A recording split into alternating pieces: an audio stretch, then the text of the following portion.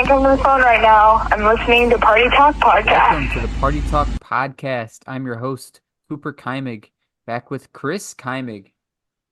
Where the hell you back, Coop? Well, for some of those who may know, I had my first child who was born over a week ago. That's why we didn't have any episodes, but now we're back and better. We're back to our weekly episodes. And I don't want to say it. I'll just say it on the podcast. Baseball is my favorite sport. We're getting close to opening day. So what better way than to talk about fantasy baseball? Yep. Me and Chris we're back to help you guys win your leagues like we did in fantasy football. So without any further ado, let's talk about my favorite position, first base. All right, so what we're going to do is me and Chris are going to give you our top 10 favorite first basemen for fantasy baseball this season. Our lists are a little bit different. I'll let Chris knock out his 1 through 10, and then I'll do mine, and we can kind of discuss from there.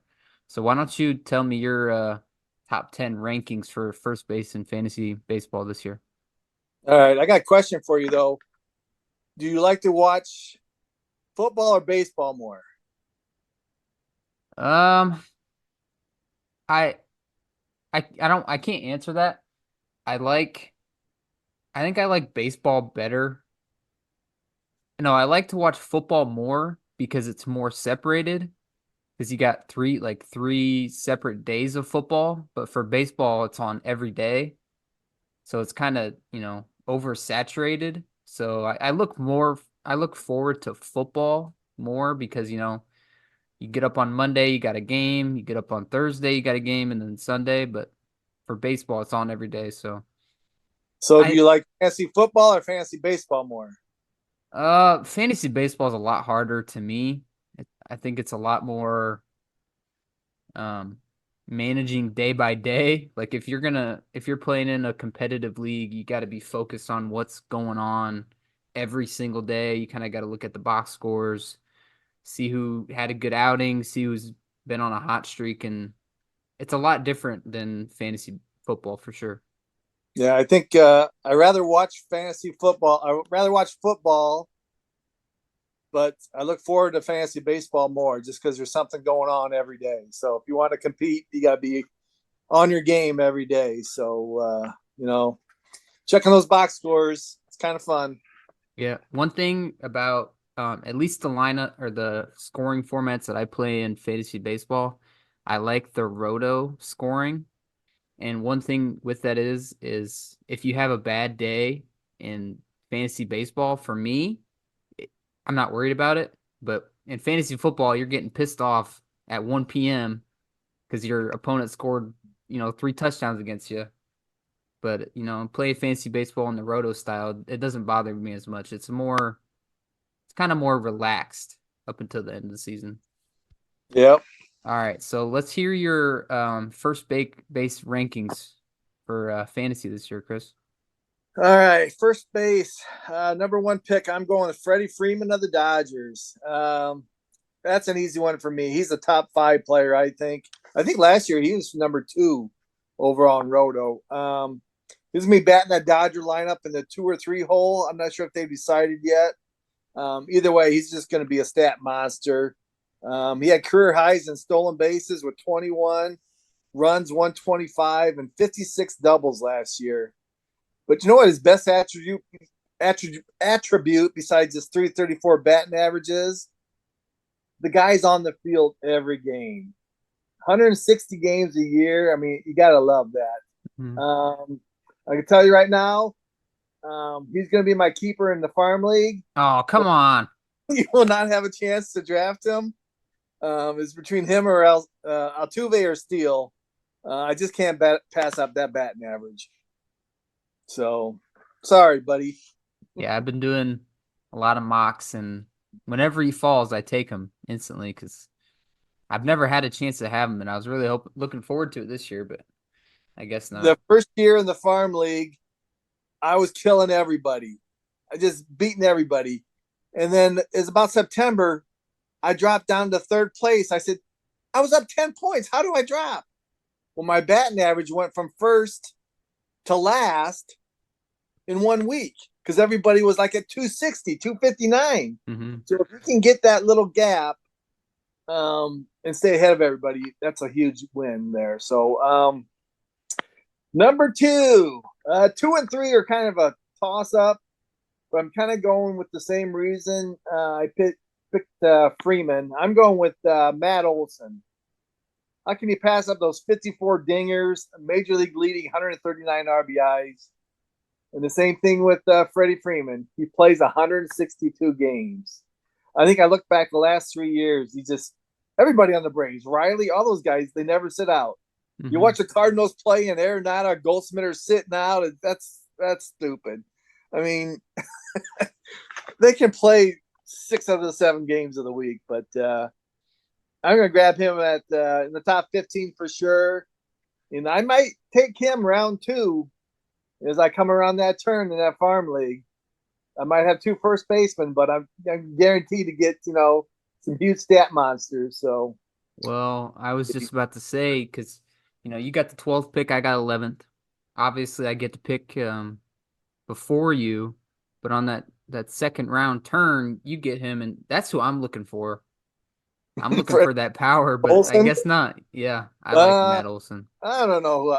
I'm just debating that. So I'm going to do some mocks and see how things go. But he's the number 2. Number 3 is a close by. Bryce Harper, can't go wrong picking him 3rd. Then I think we got another tier going. I think the next tier is going to be Pete Alonso of the Mets.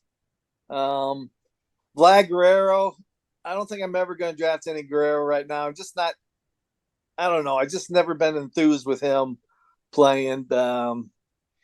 Maybe wait the 3rd round to grab him if he's around, but I'm not going to grab him in the 2nd round, and I don't know if I'll grab him in the 3rd. Next guy I think would be number 6 would be Paul Goldschmidt. He had a down year last year. I can see him coming back. So I wouldn't mind grabbing him. He's pretty decent. Number 7, I think you had him on your team last year. He's one of the best hitters of the second half last year. Tristan Casas of the Red Sox. You can probably talk about him when you draft. I don't remember watching him play a lot, but I know he had great numbers that second half. Mm-hmm. Then a boring guy, I think he's boring. Christian Walker of the Diamondbacks. He just stays you come. He'll hit his 30, 35 homers, 100 RBIs. But he's just kind of boring to me, if you ask me. Number 9, up-and-comer, Spencer Torkelson. He was terrible the last couple of years. The last year he finally started going. So he was the number 1 pick for the Tigers, so he's finally figured things out. And then 10th pick, I'm going with Vinny P of the Royals. He got injured last year. A lot of hype going on with him. He's just a stat monster, I think. And the Royals are going to be sneaky. You watch. I think they're going to have a better record than the Cardinals. They picked up a lot of players. Witt's a stud, so I don't think we can match him. But they got some good pitchers they picked up. Want me to talk about my breakout? No, we'll go into that after I give my top 10. But Okay. you guys might have noticed me and Chris, although he is my dad, we're usually on the same page. Kind of have the same thoughts. I like his list. Mine's a little bit different near the bottom, but I just want to point out, like he said, the Royals are going to be sneaky. In the offseason, I placed a bet for the Royals to win the AL Central. They're one of my favorite teams. Bobby Witt is amazing. You got Salvador Perez, Vinny P. They signed a lot of pitchers this year, so I think they will be pretty good. All right, so I'll give my top 10 ranked first baseman. Kind of like I said, the top half's pretty much the same, so I'll just kind of fly by with those. So my number 1 ranked first baseman for fantasy is Freddie Freeman. Number 2, Matt Olson. Number 3, Bryce Harper. Number 4, Pete Alonso. Number 5, Vladimir Guerrero. Number 6, Paul Goldschmidt. I believe that's the same order you had. Did you have Casas 7? Yep. Okay, so I had Costas number 7 too. One who I don't know if he's gonna play. He probably play first base this year again. I got Cody Bellinger number 8. I'm not very high on Cody Bellinger, but I did have to put him in the list. I like him at 8. I'm not going to be drafting him much this year. I'll talk about him a little bit. But yeah, he's number 8. My ninth ranked first baseman is Christian Walker. And then number 10 is Josh Naylor. So I like Naylor. Yep. He's I'll an talk RBI about guy.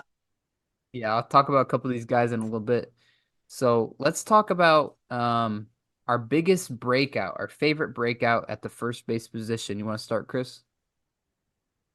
Yeah, I got Jamir Candelaria. When we was off the Tigers, he had a pretty good year, but that ballpark is just so huge out in Detroit. So he did pretty decent last year, but I see a big breakout coming out, hitting at that Reds park. I can see 25 to 30 home run season, a lot of doubles. He's sneaky good. I can see him getting in the top 10 at the end of the year. Mm-hmm. The Reds, surprisingly, they have a lot of depth. They have a lot of young, good players. Um, there's a lot of questions on playing time. I don't see that for Candelario because they paid him a lot of money to come in and play. So I think he's going to be an everyday player. And yeah, I like his upside. That's a good breakout pick.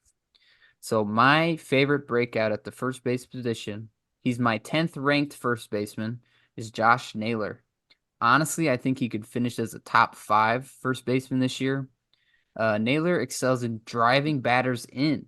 Last season, he had 97 RBIs and only 495 plate appearances.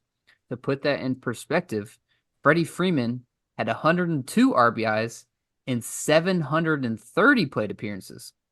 That's over 250 plate appearances, and Josh Naylor's just a few behind him. I think Naylor, in the down offensive season for the Guardians as a whole, I think they'll bounce back this year. They'll all play a bit better, so I think that'll give him even more RBIs. And yeah, I like him as my favorite breakout. All right, so let's do our favorite under the radar first baseman. This is a guy who's going later in drafts. People aren't talking about him, but I think could have a pretty solid season. My favorite under the radar first baseman is Josh Bell. He's slated to bat in the heart of the Marlins lineup, which isn't very good, but it could be a little better. They got Tim Anderson now, a little more batting average in there. I don't know where Luis Arias is going to hit, but that's not a bad lineup. After joining in the middle of the season, Josh Bell hit 13 home runs with a 266 average, which isn't bad. He's got an ADP of in the 270s this season. That's near the end of the draft. People aren't talking about him. He's been pretty solid in the past, and he's got 20 to 30 homer upside. So somebody you can get at the end of the drafts. I take a look at Josh Bell. Who's your under the radar, Chris? Yeah, Josh Bell, he has a lot of holes in that swing. Yeah. When he was with the Pirates, I thought he was a stud, but then when he went to the Nationals, just saw a lot of holes in his swing. But when they traded him to the Marlins, he finally clicked. So maybe a change of scenery is doing him good. Under the radar, this guy's been around for a long time. I like DJ LeMahieu. He's just been injured all the time. If he can stay healthy, and rumor has him he's going to be batting leadoff behind Soto and Judge. I can just see him having if he get back to that 300 batting average, I can see him having a good year. I'm not sure if I don't think I'm gonna draft him, but I'm gonna have him on my scout squad just to keep an eye on him. And if he starts off the year hot, I think I might try and snag him. Yeah, I mean, the Yankees lineup is one I'm buying into this season. I mean, you got 2 of the best hitters on planet Earth. And who would not want the leadoff hitter in that lineup? If he stays healthy, I think he'll have a pretty good year. And he's always been a good batting average guy. He'll get you a lot of runs if he stays healthy, so that's a good one. All right, let's talk about our biggest bust at the first base position. This can also be oriented towards where they're getting drafted. If we think they're getting overdrafted or a little too high in the draft, that's why they could be a bust. Or we just don't think they're that good. So why don't you start off, Chris? Well, my biggest bust, I got Justin Turner. If he's available, but I need some help at the batting average spot, I might pick him up. But the guy's knocking on the door, 40 years old. I mean, I mean, he had a great year last year, so what's one more year? But you know, I think his time's overdue. What team is he on now? See, the batting average guy, I think. He's on Toronto. Okay, I mean I ain't gonna touch him. Yeah, I pass on him. All right, You got my biggest bust. Look, I'll disclose right now, I am a Cardinals fan, but this has nothing to do with who my bust is. My bust at first base is going to be Cody Bellinger. I think he's a great player. I also think he overperformed last season. While it was statistically one of his better years in a long time, there's some interesting data points that he had. He had his lowest average exit velocity last season. He had his lowest hard hit percentage last season. He also overperformed in his expecting batting average by 30 points and his slugging by 88 points. CBS has him as a top 55 player right now. I think that's a little too high. So yeah, he's my biggest bust just for where he's getting drafted. I'd probably maybe take him in the 70s or lower, but as a top 50, 55 player, that's too high for me. So he's my he's a biggest former bust. MVP. Yeah. I'll pass on him unless he drops a little later. All right, so that's gonna do it for our first base preview. We'll be back next week with our third base rankings and our bust breakouts and undervalued players. So we'll see you guys next time. Say, boys, girls.